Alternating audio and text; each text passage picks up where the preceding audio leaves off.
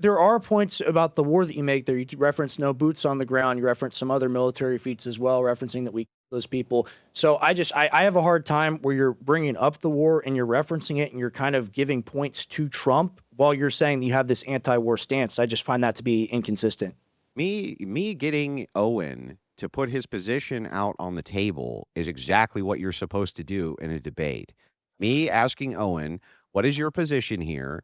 What about this? How does this coincide with that?" is exactly what I'm supposed to do during a debate, and it's exactly what I did, and it's exactly what I've done in every debate that I've ever done. I'm not going to yield any ground in a debate. It's a debate. And it's perfectly acceptable for me to critique your position, dive into your position, and make sure that it's consistent with what it is that you're saying. Owen, for the most part, I'll even grant that I lost that exchange. I'm actually fine with that. But for 90% of that debate, Owen only appealed to emotion. He didn't make any arguments. And he actually agreed with 90% of my positions by the end of the debate, especially when it came to domestic policy. So it's like you can have these critiques, and it's fine to have the critiques, but don't pretend that I'm running around being a war hawk or acting like Well, Iran is good or any of this, because it's just well, nonsense. I wouldn't say war hawk. I'd say compromiser, right? Because anything is worth defeating the Democrats. We must defeat the Democrats at any and all costs. So this conflict, you talk about the 7 weeks, it's only been 7 weeks. It's worth it to you in your mind if we defeat the Democrats. That's Well, can we untangle a couple things? First of all, politics is about compromise, like it or not. We live in a democracy. Do you agree that that is in fact the case? It's not that I love that, but it is in fact the case. In order to achieve power in a democracy, you have to have blocks of voters. Can you tell me how you can attain power absent a voting block? How? that's a good point. Look at the boomers, right? They vote for the end this war and the death and the Christianism every time. So you Can you do need. answer my question? How can you have power without a large voting block in a democracy? How? Well, obviously you can't. You can't, exactly. So if that's the case and you can't have, without a large voting block, any sort of institutional power, all you're doing is saying that you have to compromise. That's literally what you're saying. If you want power, you have to compromise. It's kind of like two pimps. I think the Republicans are just as evil as the Democrats. I think the Republicans are prepared. And here's the thing: you can say this isn't true, but there's also no precedent for the initial Iran war beginning. I think that the Republicans are prepared to send tens, if not hundreds of thousands of troops to do a ground invasion. You could say that's ludicrous. You could laugh at that and say it's a joke, but we weren't at war February 28th. And A ground invasion would require a troop buildup, which nobody is seeing happening anywhere. There's no troops on the border ready for this. There's no troops being moved in mass anywhere for a ground invasion, at least thus far. Now, you can speculate that there's going to be a ground invasion, but what did I say my red line was? If they do a ground invasion and continue the Bush doctrine, I'm out too. That's a red line that I cannot surpass because ultimately, at that point, if we get into another elongated Middle Eastern conflict, which would last 18 years because we're trying to police Iran, then I do think that domestically we would suffer so badly that the GOP might actually need to be replaced. But in this particular case, no. Democrats, I'm not giving them power to nothing, nothing, ever, under any circumstances. They're monsters. They're And monsters. here's the thing. Here's the thing. I can totally understand that position. Nobody understands that position better than we do at Infowars with the free speech persecution and all of it. And like whatever you think of us, whatever you think of the situation, like it's wrong what's happened, right? So I understand what they can do when they're in power. However, this religious death cult that's been empowered and the fervent support of it and the engagement of that support rising and pushing it further to where the president becomes more delusional and thinks he can do more of these things like sending people back to the Stone Age or destroying an entire civilization. These are not normal things that I think can be supported or squared with Look, the a. left's been saying for years that Trump is unhinged with his tweets and this and that. Nobody gave a shit. Just a few short, hang on, nobody cared just a few short years ago when this guy would say all sorts of unhinged things. Now suddenly they're clutching their pearls about it because he's doing something they don't like. That's fine. You clutch your pearls about it now. He's doing something you don't like. But let's not pretend that Trump's True Social has just been like a bastion of very hinged behavior, or when he was on X, that it was either. That was one of the things that people loved about the guy. Has he been talking about, besides the Fifth Avenue thing, which maybe he's right about, by the way, about him, the guy on Fifth Avenue and getting away with it? Like, has he been talking about destroying civilizations for, Oh, yeah. Remember, to the victor go the spoils, right? To the victor go the spoils. There's all kinds of things Trump has said which has alluded to the fact that he's not afraid to use the United States military to opposition to the United States. But again, nobody went into this thing not knowing that Trump was a communist. Literally nobody. In Well, fact, Fuentes' biggest critique of the coalition around Trump was that Trump was a communist, and we knew it, and we were going to elect him anyway. have to defend that position. I'm asking you, all right, so do you tell the average voter? So the average voter is not like watching a show like this or watching a Nick Fuentes or whatever. Average voter knows very little about politics, right? So do you tell the average voter who's like, I voted for that guy because I really cared about no new wars? You tell that guy, sorry, well, you should have known about Trump and his actual real positions. You didn't know when the guy promises he's not going to do something and then he does it. Aren't you allowed as a voter to get a little upset about that, a little angry? Yeah.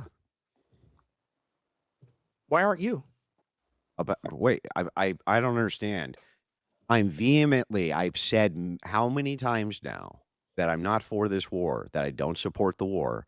What do you want me to do? What should I do? Should I walk down the road with a big sign that says Trump and Iran? Like, what do you want me to do here, man?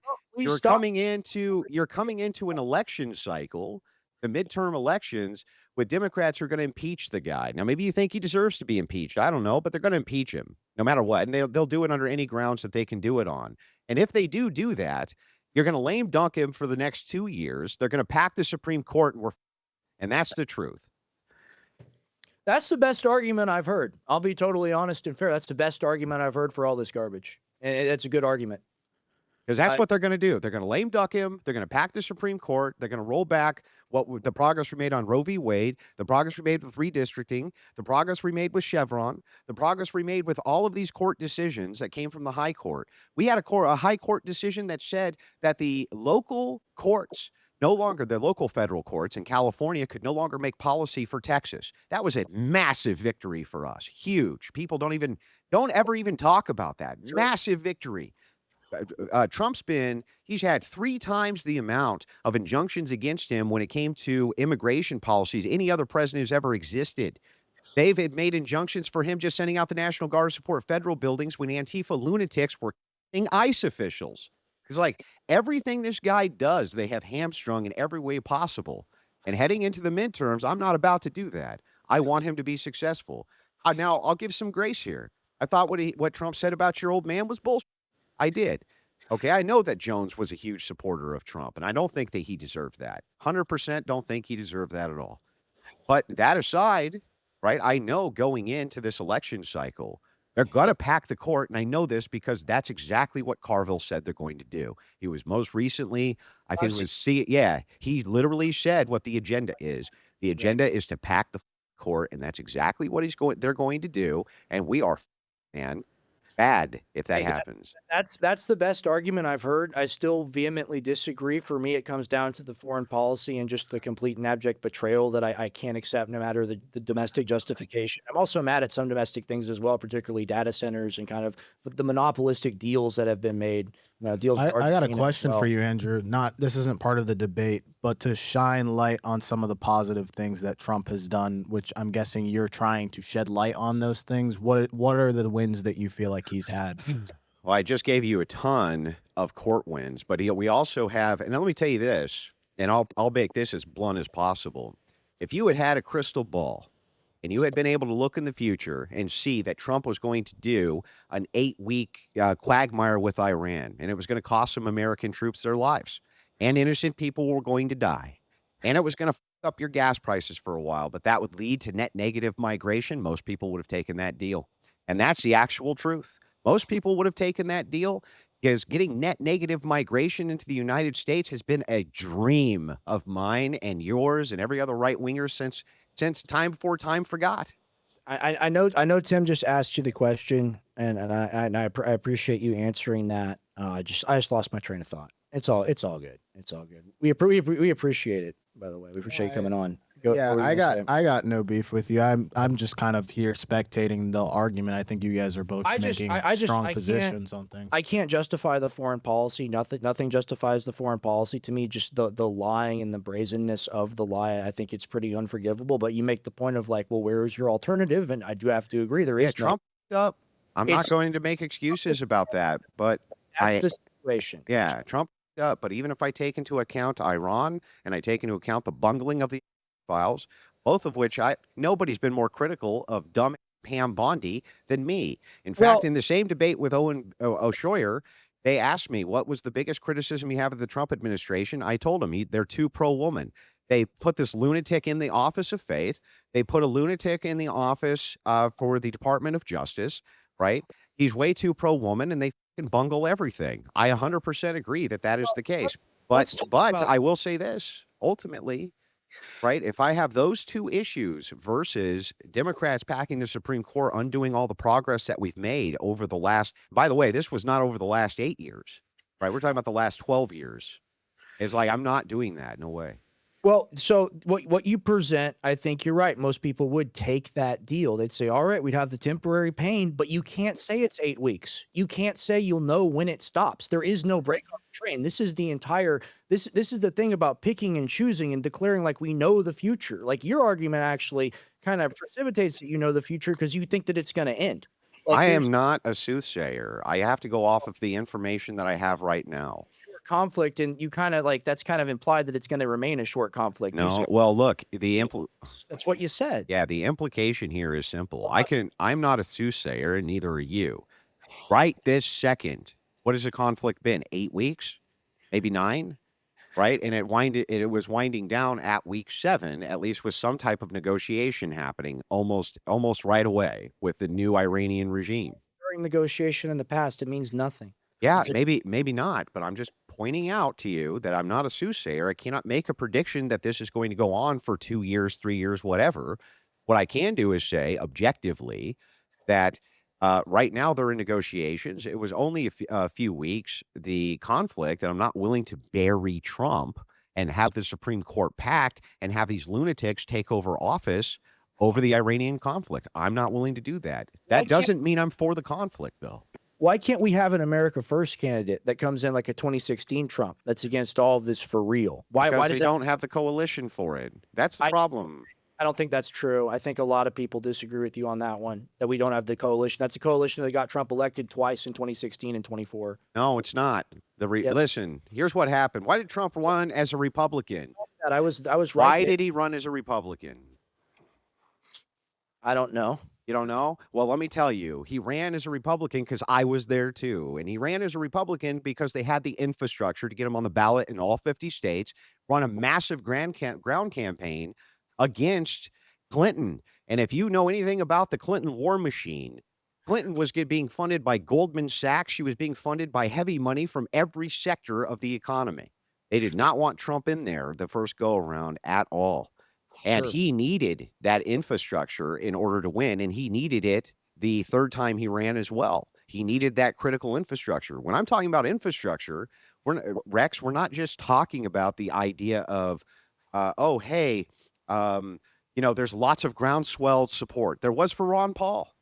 Okay, there was for other candidates as well. There's good grassroots support for these things. I'm not disputing any of that.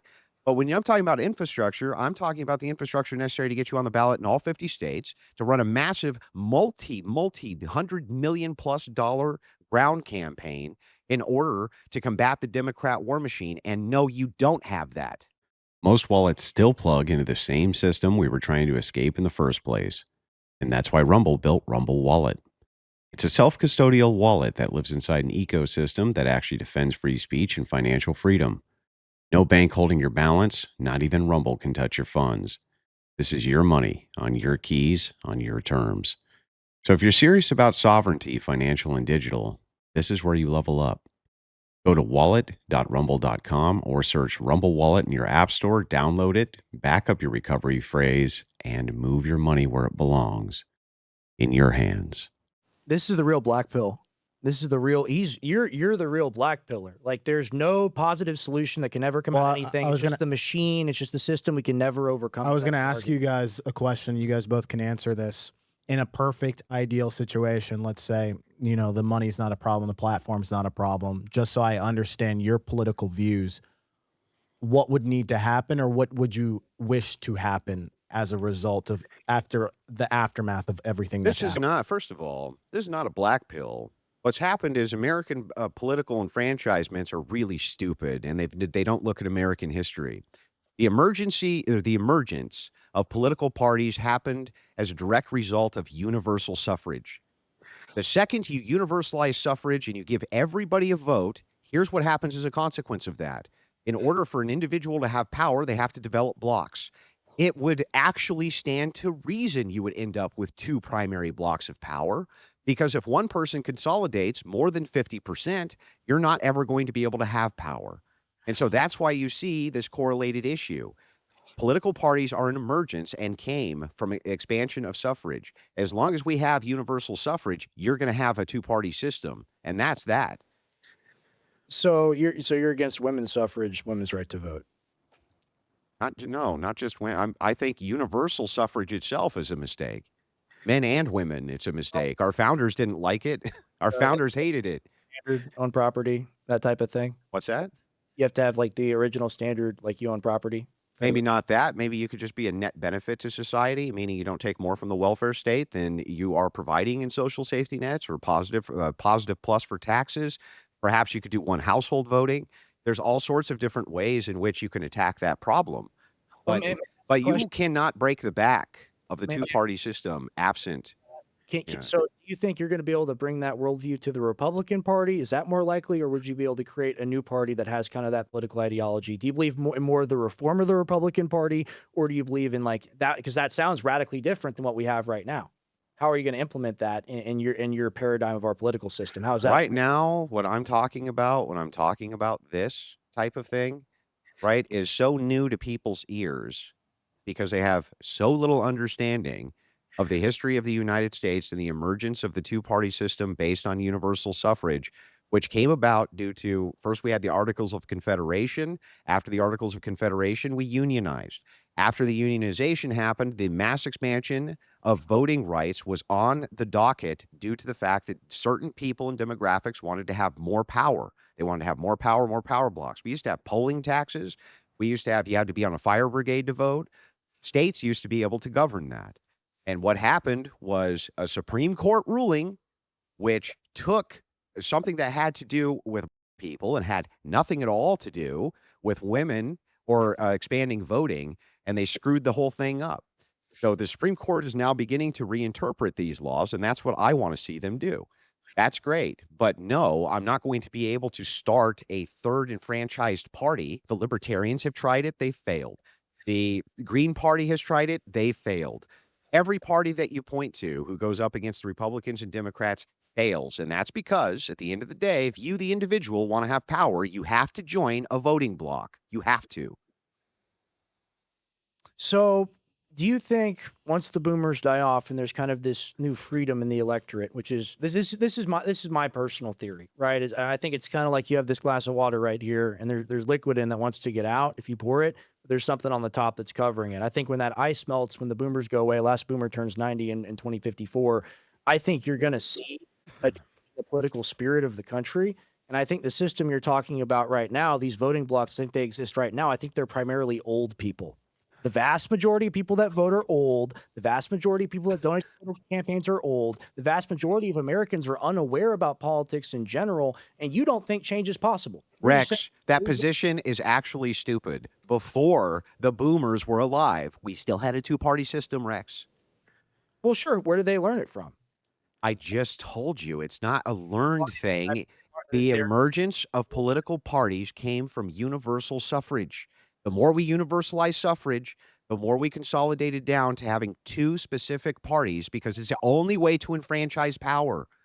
May I clarify? The ideology of the Democratic Party and the Republican Party is exactly the same. No, it's not exactly the same. It's more spending, it's more debt, it's more war, it's more disenfranchisement. That's what it is. The only difference is warfare and welfare spending. No, no, no. Look, even if I grant this, let's just say that I'm a uniparty guy, just for the sake of argument. Now, me and you, Rex, we're a uniparty. That's a uniparty. They both basically agree on most things. They're going to spend us into oblivion, that's true. They both will spend us into oblivion in different ways. I agree with that. But no, they have massive ideological differences. And the only hope that you have for a continuation of a Christian America is going to be through the GOP. Now, that sucks because the GOP is not a particularly effective arm. They're kind of cowardly when it comes to a lot of issues, and they fold a lot to Democrats. I totally agree that that's true. But if you want to break the back of the two-party system, it's not going to be through boomers dying. Pre-boomers, there was still a two-party system, and pre-them, it was still a two-party system, and pre-them, it was still a two-party system. In fact, the Democrat-Republican Party was its own party, the Democrat-Republican Party. Before we had Republicans and Democrats, and we had the Whig Party, and then you know what I mean? But there was always two parties who were basically battling it out for almost the last 140 years. So you talk about like a Christian future, and like it sucks, but the Republican Party is the only place you could foresee that. Maybe I don't want to paraphrase or put words in your mouth. I don't think there's anything Christian about this administration. I think Paula White is like a heretic demon, and I think when you have that in the White House as the chief spiritual advisor or the chief of faith or whatever it's called, I don't know the exact term. I think that's reflective of a much more dark and situation. I think I don't want to make assumptions like based on like theology. I think that you would have to agree with that. Like something's wrong there. Yeah, she is a lunatic. The office of faith is filled with a lunatic. I totally agree with you. 100% agree. You're not going to get any dispute from that. But here's my alternative. The people who want to give the Church of Satan in San Francisco legal enfranchisement as a nationally protected religion, that would be the other side. Now, Paula White, as baba booey fucking crazy as she is, definitely doesn't want to do that. And so this is the problem, man, is like, as we go through this, you guys act like it's going to be the case that even if we punish Republicans, here's what actually happens. If we could do it, we could go in and punish Republicans for the war. We could go in and punish Republicans because they're not doing what we want. All that happens is we get 4 years straight of misery, go running right back to the Republicans because things are so bad that it's damn near unlivable. And Republicans have to spend the next 4 years undoing all that. So do we have to put up with anything and everything as long as it's not as bad as the Democrats? You tell me the alternative. So I guess that's a yes. No, it's not a yes. I asked you to tell me the alternative. Alternative would be to break free of this and create a new independent candidate, just like in 2016. How? You No, 2016. Here, let me give you an example. 2016 was Republican versus Democrat. Where were you? 2028. Let me give you an example, and I'll corollary it to 2024 to give precedent to show that this has happened before. Okay, so 2028 we have JD and we have Rubio run. Let's say we have a candidate. Let's just say it's Massey, right? Let's say he runs as a Republican initially. Let's say he gets 20% of the vote. He pulls second or whatever. Let's say Vance is like 32 or whatever. Not Rubio. Massey could, like RFK Jr. did, leave the Democratic Party and run as an independent. There's precedent for that. We've seen that before. That's my alternative. That's what I advocate for. You can laugh at it, call it a pipe dream. That is a real thing. That is something that could happen. That has. When's the last time an independent won? Hey, closest was Teddy Roosevelt, but they've never happened. When was the last time a guy that's just hang on? I'm sorry. How many? When? Never. Right? What about a hang on? Let me ask your co-host. What was that answer? Never. I would say it never happened. Never. Yeah, never happened. What about Trump? There are plenty of things that are unprecedented. They happen. Like you're saying, just because Trump ran as a Republican, dude. Well, I think he's a bit of a Democrat. His past. Well, so that's a complete non sequitur and has nothing to do with anything. Whether you think he's a Democrat or not a Democrat, or he's more liberal or not more liberal. I got a question for you, Andrew. So do you think, like, obviously I'm agreeing with you on the fact that we're not going to get away from the two-party system anytime soon, but a person on your team. But a person who is running within that party can have their own thoughts of opinion, right? And which they have a more moderate appeal. Look, Trump's responding to the anti-war crowd. He's responding to it. Okay, he's clearly upset. He's clearly miffed. He clearly sees his poll numbers are reducing. It seems to be having some effect on him, and he seems to be responding, at least somewhat, to the people who are saying that they don't want any conflict in Iran. I get it. You can have your opinions. You can do all of that. But here's what you're stuck with, and this is brutal reality, and people are going to have to accept it because this is what is actually the case. I'm not saying what should be here. I'm saying what is. What is that if you have universal suffrage and every idiot who's 18 years old can vote, they're going to join a power block, and those are necessarily going to reduce to 50-50 power blocks because you have to have the largest block in order to enfranchise power. And that's that. And so if that is the case, and that's what we're dealing with, then I know for sure that the power block, which is going to bring us more of the Democrat madness, these lunatics on the left who have done everything they could do to destroy my great nation, I'm going to oppose it, and I'm going to be right there to do it. If you have an alternative, Rex, I'll do that. Can you give it to me? Can you tell me what it is? Yeah, it's you know what, even if it's a vain bleeding heart hope, it's supporting independent candidates that aren't a part of building a control grid around us. And both left and right, they're doing that. Both Democrat and Republican, they're doing that. Doesn't matter if it's Oracle or Palantir, it makes no difference. Whether it's the Democrats that run, not America that runs America. That's the problem. Okay, so you want us to get behind an independent candidate in a grassroots organization, which we've done many times before. And what happens is they can't even get on the ballot in most of the states they're running in. They can't even get the core money which is necessary to run their campaigns. It's not even possible. They have no ground game. They don't have media contacts. They don't have the infrastructure. All you're assuring is that Democrats can me for the next 4 years. That's all you're assuring. You don't think we care too? You don't think we also care about the Democrats destroying the country? You're pushing people to the point where no one will ever vote Republican again because of what Trump has done. Like, that's what this war is. It's no new wars. It's the peace president, baby. Like, it's president. Yeah, you know, it's funny. It's like you can focus on the bads of Trump. You can hyper focus on the bads of Trump as much as you possibly can do and never give him any credit for any of the damn things that he's done, which has been fantastic. Look, you can do that. I'm not going to say you can't.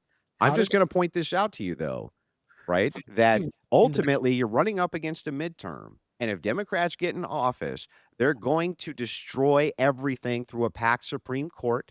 After they're done with the packed Supreme Court, you know what they're going to do after that? That's when the real fun starts. That's when they start passing and reinterpreting amendments. That's when they look at the Second Amendment and they say, oh, you know what? A well-regulated militia being necessary to the security of a free state, the right of the people to keep and bear arms. We saw that there's a comma there. And so I think that a well-regulated militia means National Guard. How do I know that? Because that was their talking points in the 90s under the same Carville who's making policy right now for the Democrats. They'll reinterpret the Constitution. They'll say the Second Amendment just means militia. That's National Guard. They'll reinterpret the First Amendment. They'll reinterpret the Third Amendment, which stops people from boarding in your homes, if I remember correctly. Like, these people, if they pack the court, you're screwed, dude. It's the devil you know versus the devil you don't. I reject that. So my last question for you, Andrew, That would doesn't give me anything, though. What does that mean? I reject it. You reject which part of it?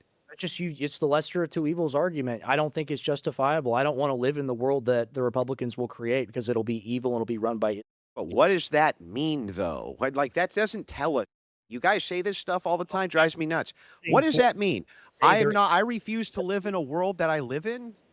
I am done voting for people that lie about not taking us to war and then take us to war. That is my. But by you abstaining from your vote or abstaining from the coalition, which has the greatest chance of overcoming Democrats, all you do is assure their victory.